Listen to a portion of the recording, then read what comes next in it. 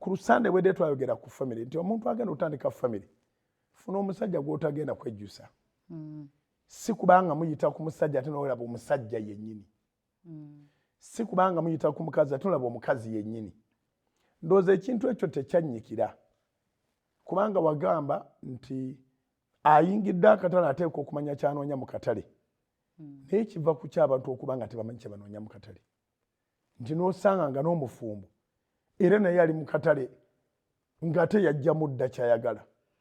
Abantu abasinga tebannamanya kye bali ne kye beetaaga. Katolese ebipya bibiri.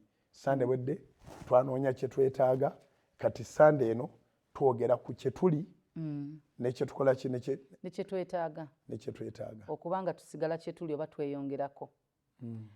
Omuntu ky'oli bw'otunuulira embala zo byonna by'okkiririzaamu kyekyo ky'oli.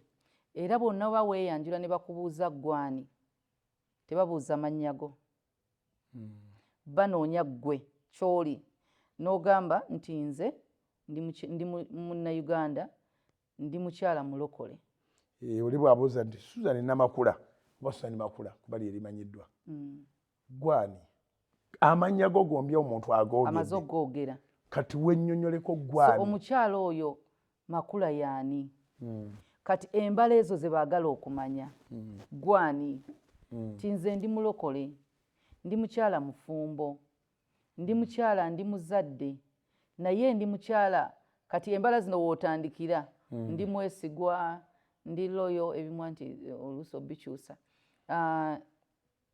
Ezo embala zonna ezikunnyonnyola ze zigenda okuyambako okunoonya kye weetaaga. Ekintu ekitagwa mu mbala zo oba tokyetaaga. Karakita yo yeggwe. Kati bw'oba onoonya omukyala tonoonya ate mukyala agenda okukutoolako ku ebyo by'olina. Wali abantu abamu nga yatandika mu kkakkamu kati mukambwe. Mukyala yaleeta embala endala yagigolokosa etaalimu oba eyalimu Mukama gye yamuggyamu. Kati muboggolabo boggozi mwembi. Tewakirina ki ekyabaawo. Waliwo provokinze n'okyuka.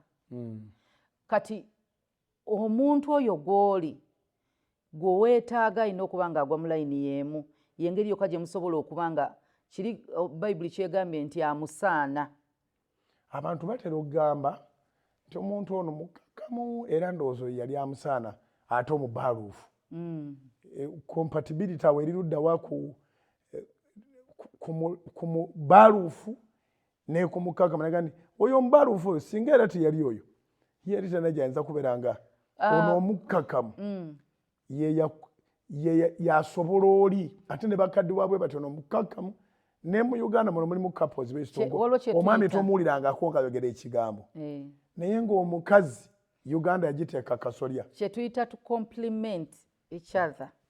Okweyongera oba kuba okomplimentinga kwe kugattako munno kwe kuba ng'omugattako nga bw'olaba nti omuliro teguzikizibwa muliro. Oleeta mazzi. Kati mu bulamu twetaaga abantu so omuntu w'empisa embi ku ggwe nedda. Twanguwe omwana ali active ng'omwana mukyamufu n'omwana omusirise. Kintu kirala ezo teziba mpisa mbi. Nga banagamba nti ono introvert ebintu byonna asirika abyemalira n'afuna ono nga ye ayogera nga bwe kiri mwe complimentinga naye tekitegeeza nti alina mpisa mbi. Empisa embi ndala eyo mbala. So kati omuntu asobola okuba nga waddalu naye nga si mubi. Eddalu lye twogerako bw'atuuka mu bantu mwangu okusocializinga mwangu okukola emikwano. Naye ate gwe bw'otuuka mu bantu si kyangu. Kati ezo teziba ate empisa mbi. Empisa embi lwe lugambo. Empisa embi. Kati twogera ku muntu atalina mpisa mbi asobola kuba mukyamufu kati oyo yasobola n'okukuyambako naawe mu nnyumba temubulamu ssanyu nga yaliteekamu.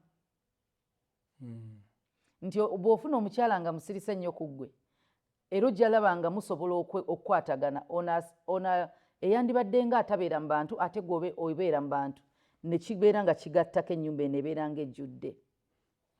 Tebisobola kwenkana era ekisumuluzo ekigula emmotoka tekyenkana mmotoka bunene. So ekyo tekirina buzibu kasita empisa ziba nga si mbi. Okusinga ddala kyekizibu kyakyo kiba mpisa.